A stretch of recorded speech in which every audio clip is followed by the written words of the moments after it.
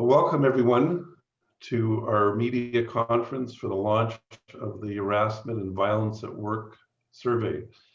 I'm Peter Jaffe, Academic Director of the Center for Research and Education on Violence Against Women and Children at the University of Western Ontario, and I'll be moderating this event. This is a bilingual event. French interpretation is available for this meeting. If you want to access French interpretation, your meeting controls, you go to the bottom of your screen, there are icons for your video and audio. There's also an icon for interpretation with the image of a globe. Click on the interpretation icon and then click the language you'd like to hear the interpretation in. In this case, the presentation will be in English and you want to use the French interpretation. You'll see that there is an option to hear the interpreted language only without any English in the background, and you just need to select mute original video. This morning, we're going to hear from three partners involved in the survey: Western University, the Canadian Labour Congress, and the University of Toronto. There are links to speaker bios and a backgrounder in the chat function that you can find. Funding for the survey has been provided by the Government of Canada's Workplace Harassment and Violence Prevention Fund through the Federal Labour Program, which is part of Employment and Social Development Canada, as well as contributions from the Canadian Labour Congress. We will be accepting questions after all the brief presentations from each of the partners. All the participants will be muted unless they're asking a question. If you have a question, please use the raise your hand feature on Zoom. For those of you not familiar, if you go to the bottom of your screen, click on participants, a list of participants will be displayed, and you'll see the raise the hand option, and I'll call on hands I see raised within that function. Please raise your hand when you have a question for one of the speakers. You will be then unmuted to ask your question and then muted again afterwards. We are recording this event, and a recording will be available after the news conference. And there's a link to the page where you'll find the recording in the chat function. I'm pleased to introduce our first speaker today, Barb MacQuarrie. Barb is a community director of the Center for Research and Education on Violence Against Women and Children at Western University. She has been conducting research and creating education programs to address violence and harassment in the workplace for almost a quarter of a century. She is coordinating the team that will conduct this survey. She's also a member of the Order of Canada, the Order of Ontario, to recognize her outstanding work in this area. Barb, can I call on you to speak first? Thank you, Peter. So we're launching this national survey as the federal government brings in sweeping changes to the Canada Labour Code, requiring employers to prevent and respond to harassment and violence. These are significant milestones, and I want to use the time that I have today to pay tribute to some of those who have helped us get there and to reflect on what I've learned along the way. In 1979, Constance Backhouse and Leah Cohen published the first book in Canada on workplace sexual harassment, giving us language to describe distressing behaviors that happen frequently in the workplace, but which all too often were considered to be part of the job. Not having language to talk about a problem is a very effective strategy to make it invisible. This gift of language started us on a journey to what we know of today as the Me Too movement. But what was happening in the almost 40 years between the time when we put a name to sexual harassment and the start of the Me Too movement? Most of us remember Anita Hill, known for her 1991 testimony to a Senate panel, where she described how her former supervisor and current Supreme Court Justice Clarence Thomas had sexually harassed her. We have our Canadian heroes in this struggle too. Bonnie Robichaud, a lead hand cleaner at the Air Defense Command base in North Bay, waged a 7-year battle that landed her case in the Supreme Court of Canada. The court issued a 1987 ruling that employers are responsible for maintaining a harassment-free workplace, or as Bonnie has explained many times, they are responsible for sexual harassment whether they know about it or not.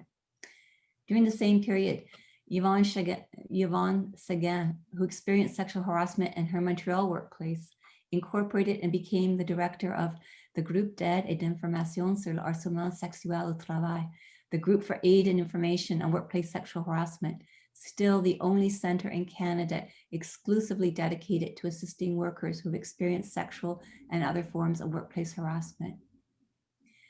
In 1996, Teresa Vince, a 25-year employee of Sears Canada, was murdered at work by her boss, the store manager, who also shot and killed himself. 16 months earlier, she had made a complaint of sexual harassment in a poisoned work environment. The Vince family poured their grief over the loss of a mother and a wife into social action, which eventually led to legislation defining harassment as an occupational health and safety hazard in Ontario. In 2002, Sharon Chapman won a 7-year civil suit against 3M after being sexually harassed and sexually assaulted in her workplace on a daily basis for 13 years. To this day, she claims her refusal to accept a gag order, enabling her to speak freely about her case, as her primary victory. Those were the stories and the people that first drew me into the struggle to prevent and stop workplace sexual harassment. I met Dr. Sandy Welsh, who you'll hear from next, at the inquest into Teresa Vince's death, where she was an expert witness. We began working together, and in 2004, we published the Workplace Violence and Harassment Report, co-authored with Jackie Carr, Teresa Vince's daughter. The research we did for this report broadened our perspective in important ways. Essentially, it taught us that not all women identified with the narrowly conceived term sexual harassment. Racialized women, Indigenous women, Francophone women, women with disabilities, and women without Canadian citizenship experienced discrimination on multiple grounds. We needed a much broader and more inclusive way of conceptualizing the problem. Today, we call this intersectionality, and it may seem obvious, but it wasn't at the time. In this way, sexual harassment was my starting point for learning about the much broader problem of workplace harassment. As we broadened our analysis, I also recognized it is not just women who experience harassment. People of all genders face this soul-destroying and all too often career-destroying problem. As we have accumulated knowledge and broadened our perspective of the problem, there's been one constant understanding that has not changed. Workplace harassment and violence is about the abuse of power. Harassers seek out and target vulnerability, and harassers seek the cover and the support of organizational denial and complicity. Breaking through that denial and complicity is difficult, but we are making progress. Still, let's not lull ourselves into complacency. Even today, those who break the silence often face a backlash. Speaking out can mean a choice between telling your story and seeking justice or losing your job. This survey is an opportunity for Canadian workers from all fields to share their experiences. When we are able to gather up those experiences from across the country and weave them together through careful analyses, the experiences become data. We need data to understand the problems. We need data to inform policymakers at the governmental and the workplace level so they can make the changes to ensure we all work in safe and respectful workplaces. Let me conclude with the words of Anita Hill, who reminds survivors that speaking out despite the hardships can be self-liberating and an inspiration to others. The survey is a low-risk way to share your experiences. When your voice is added to others, it can have a big impact. And for those who haven't experienced harassment and violence at work, we need your responses too. Only then will we have a clear and complete picture of what is happening in Canadian workplaces. Please participate. Thank you very much, Barb. I'm now pleased to introduce Hassan Yussuff. Hassan is the first person of color to lead Canada's union movement. Over his 2 terms as president of the Canadian Labour Congress, Hassan has made Canada's social programs a key focus.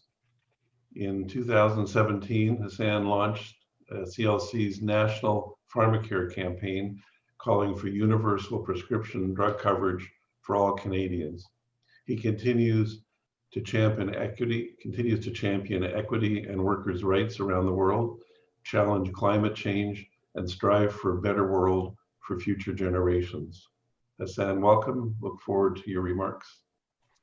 Thanks, Peter, and good morning to everyone. And thank you so much for, of course, allowing me to participate, but equally to allow our movement to be part of this rich, I think, and important, of course, survey that we're about to do with all our members across the country. We're enthusiastically about the survey, and of course, we're hoping we will learn much from the revelations from our members across the country. So harassment and violence in the workplace is a serious occupational health and safety problem.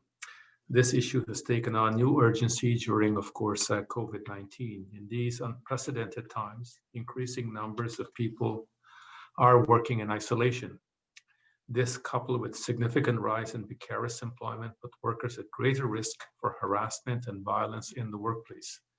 This survey is so important for helping to identify challenges workers face and to explore possible solutions. In 2015, we partnered with Western to launch, of course, a groundbreaking survey on the impacts of domestic violence at work.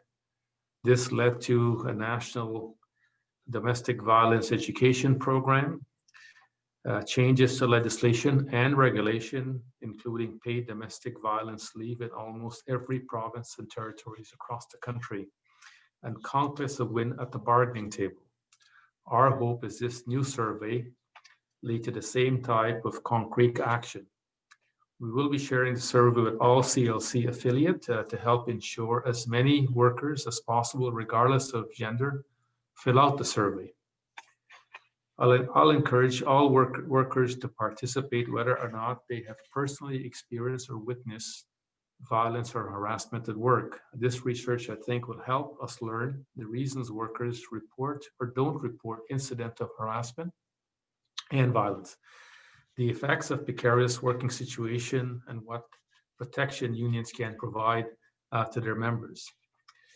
We need to do more to help those facing violence and harassment at work. And this research will help us, of course, inform employers about the best ways to protect workers, because all workers deserve to feel safe in their workplace. Thank you so much.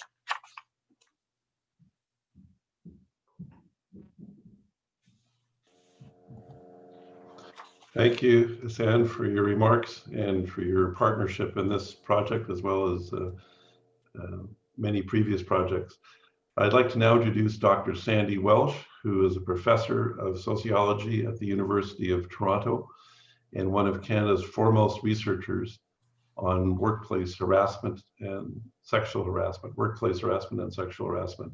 Dr. Welsh provides expert testimony on sexual harassment for the Ontario and Canadian Human Rights Commission and in other legal forums.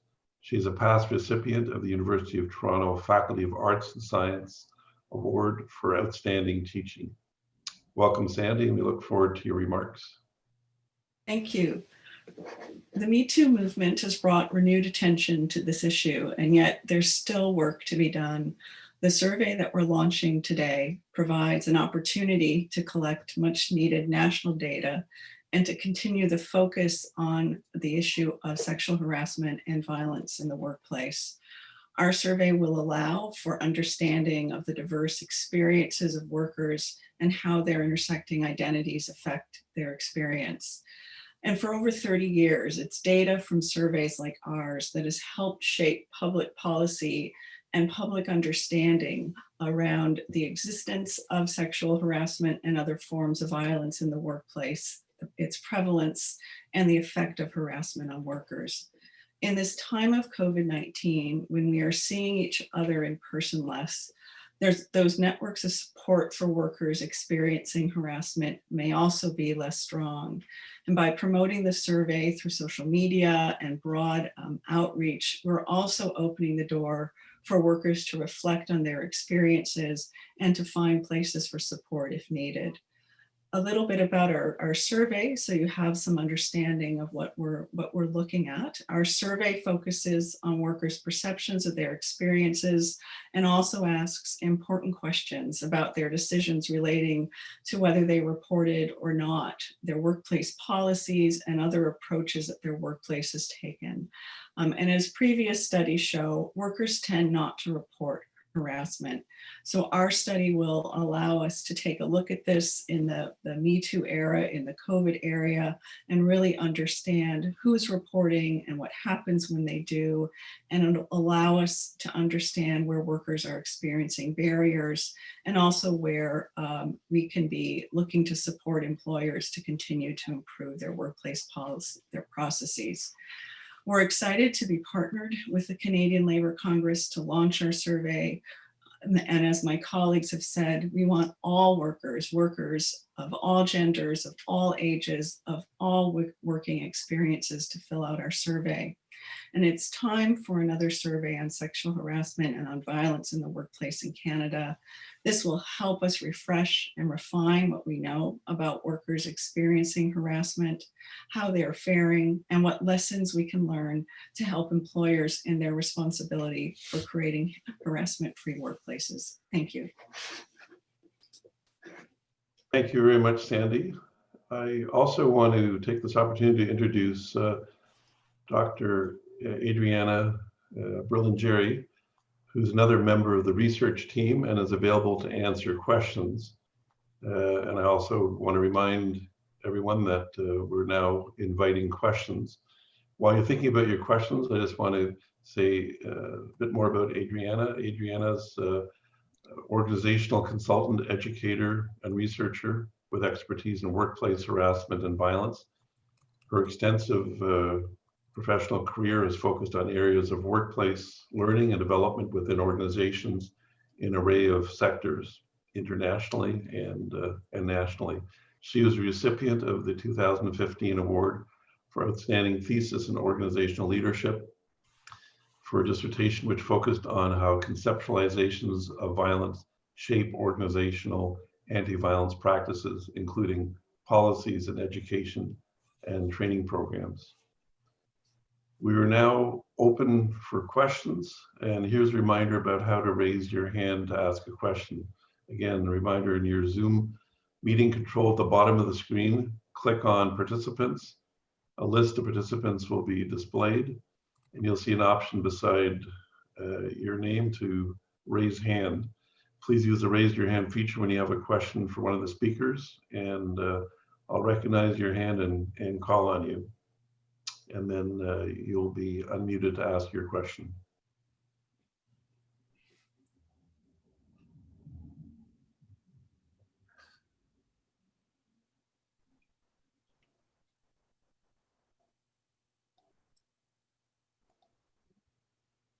I see a question from I see a question.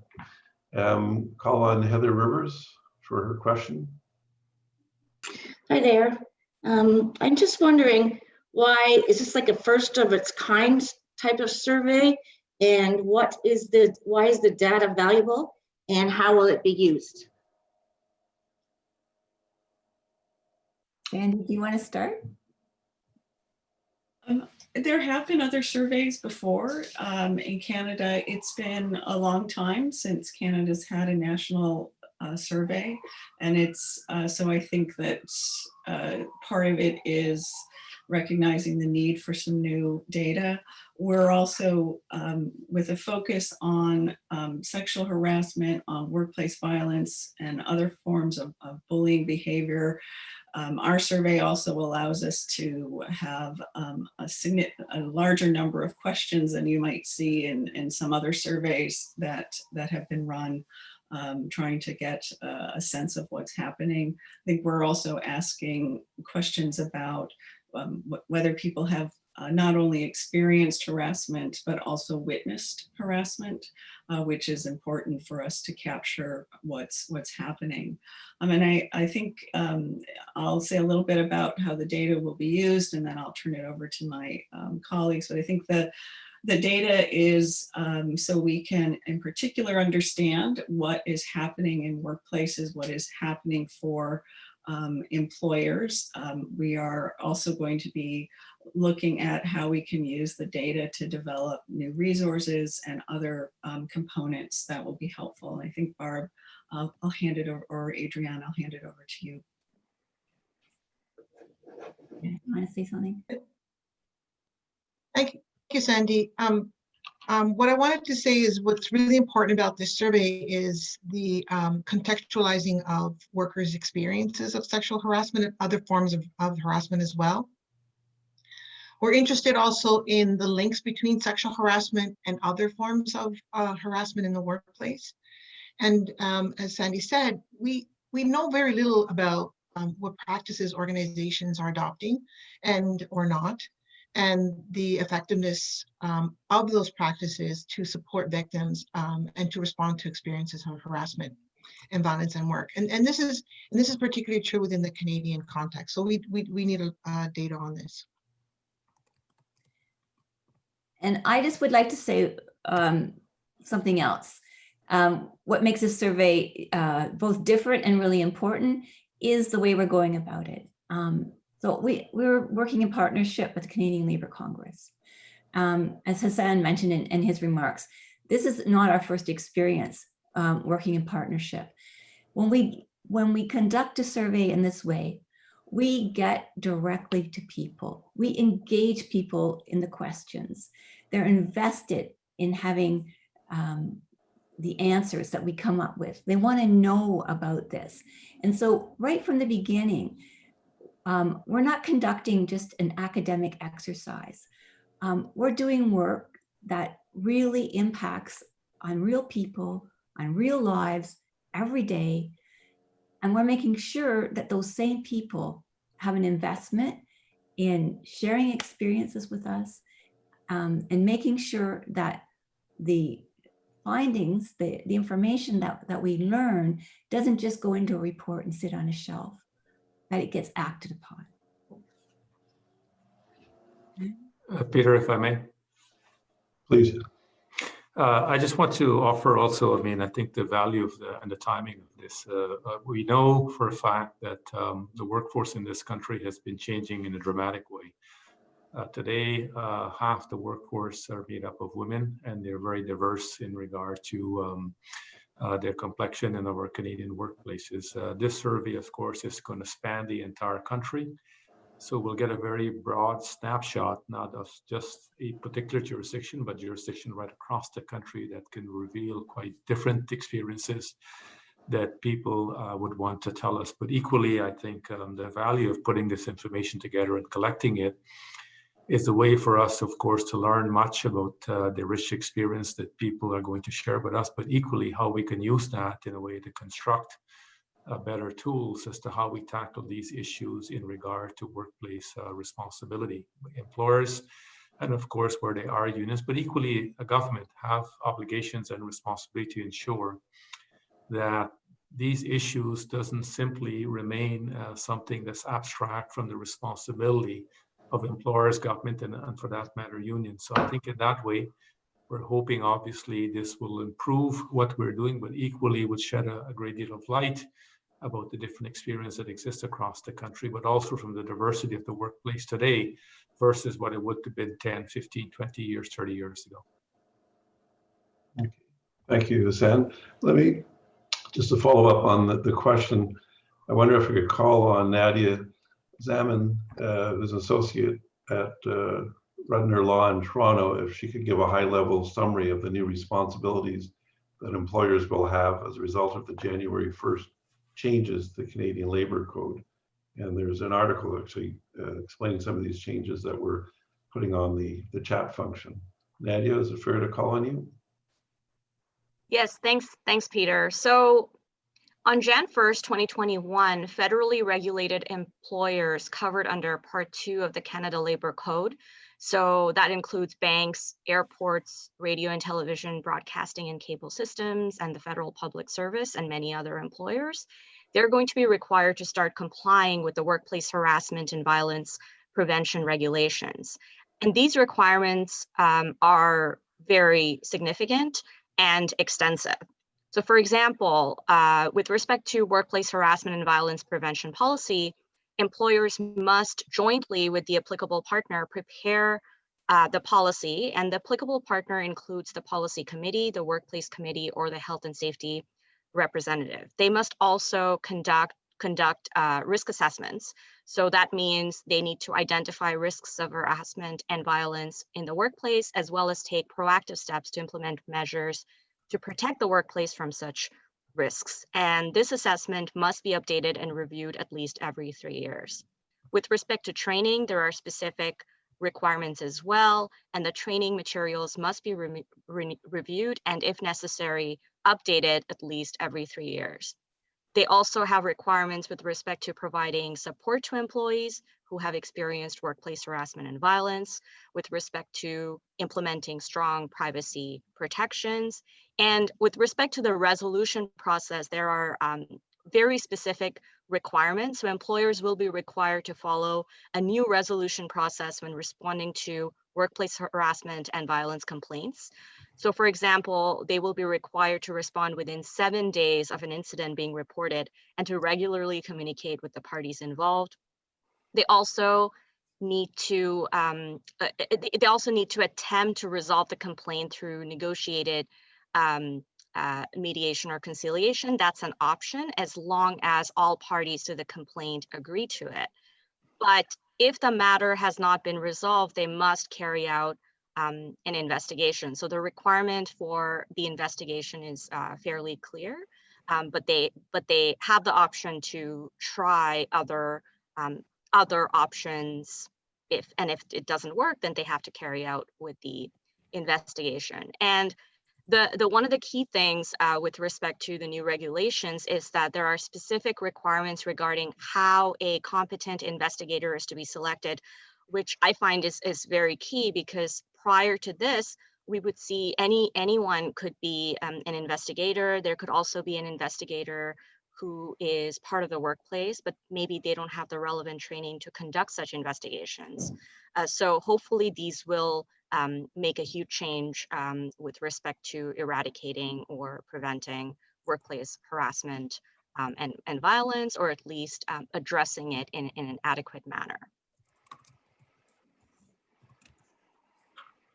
Thank you for those comments. I don't see any hands up. Are there additional comments, reflections on what Nadia was just addressing?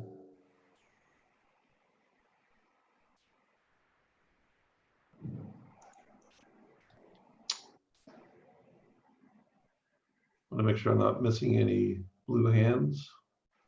So I do want to make one last comment regarding this. So although the new year may seem far away, and I noted this in the article, federal employers do have some work to do before Jan 1st, 2021, because they need to engage the applicable partner to review and update any existing policies, as well as training materials relating to workplace harassment and violence.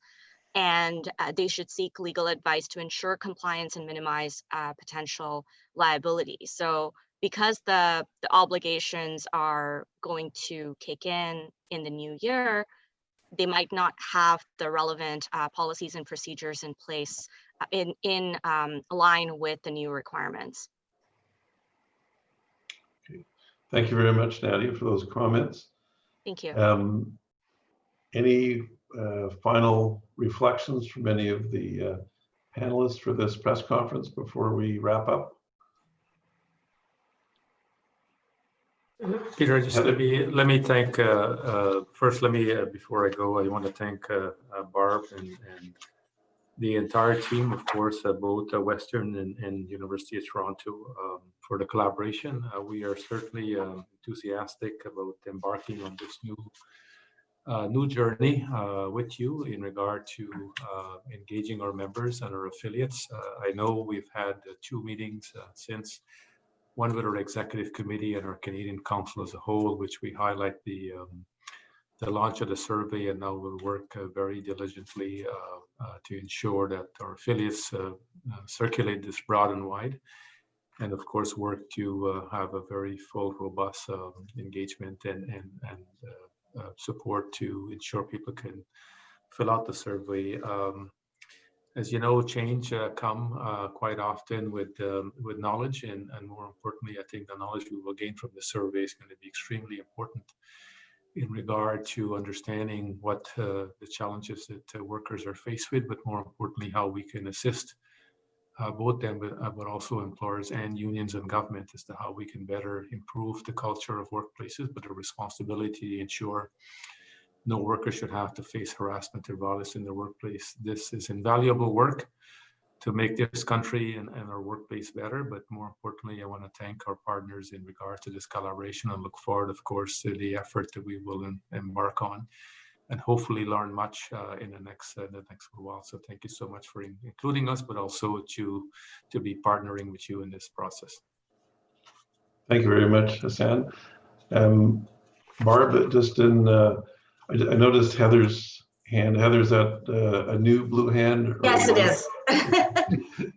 I was just sort of wondering how this survey, like, do you have more details of how people will be able to access this survey? Where do they go?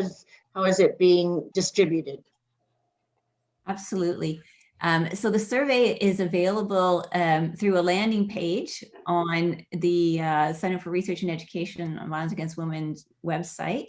I'm sure the CLC will also have links to it on their websites. We will put right now in the chat a link where you can access it immediately. We're also engaging in quite an extensive social media campaign, Twitter, Facebook, Instagram, and LinkedIn. And so there'll be messages out there with links back to the survey. So there's a multitude of ways that you can find the survey. But if you, for a shortcut, you can always look for the center's website, learningtoendabuse.ca, or the CLC's website. And from there, there will be links. Barb, we are also doing a lot of work internally with our affiliates because each one of them will take a different path as to how they promote the survey, but also engage their members in how they can fill it out and get it back. We also have a number of standing equity committees in the Congress, and they will also deliberate how they can best assist in that process to help our affiliates, of course, have broad reach in regard to accessing the survey, but also utilizing it and getting it sent back. Barb, in wrapping up, I wonder if you want to make any final comments. I guess one of the issues that I'm sure everyone is thinking about is why are people reluctant to report harassment and violence in the first place, and are some workers in a more precarious position than others? I'm gonna let Adri take that one. Okay. Well, you have impeccable timing, Peter. I just put some information about that in the chat. And so common barriers really around include, for example, for precarious workers in precarious employment are unpredictable scheduling, the possibility of their contracts not being renewed, so loss of livelihood and loss of jobs, fear of retaliation. Studies have also shown that there are links between experiences of harassment and violations of employment standards. So we need to understand those kinds of contexts as well with regard to workers' experiences. One really big one is that workers don't feel believed, and they feel like nothing is going to be done if and when they report. So this is an important opportunity for organizations to take action, to create a history of action being taken in organizations so that workers know that when they come forward, something will be done, and we'll see more reporting. Okay, thank you very much for those comments. I think seeing no other hands, I think we will wrap up, and I want to thank everyone who took the time to be here today and present. And reminder that that this recording of this press conference and all the links found on in the chat column are all going to be posted online. So anyone who obviously wasn't here today will still have a chance to access this really valuable information. So I'd like to thank all our partners for being here and for really getting us off to a good start in launching this this very important initiative. And thank you all, and have a good rest of the day. Thank you. Thank you. Okay, thank you. Bye-bye. I know.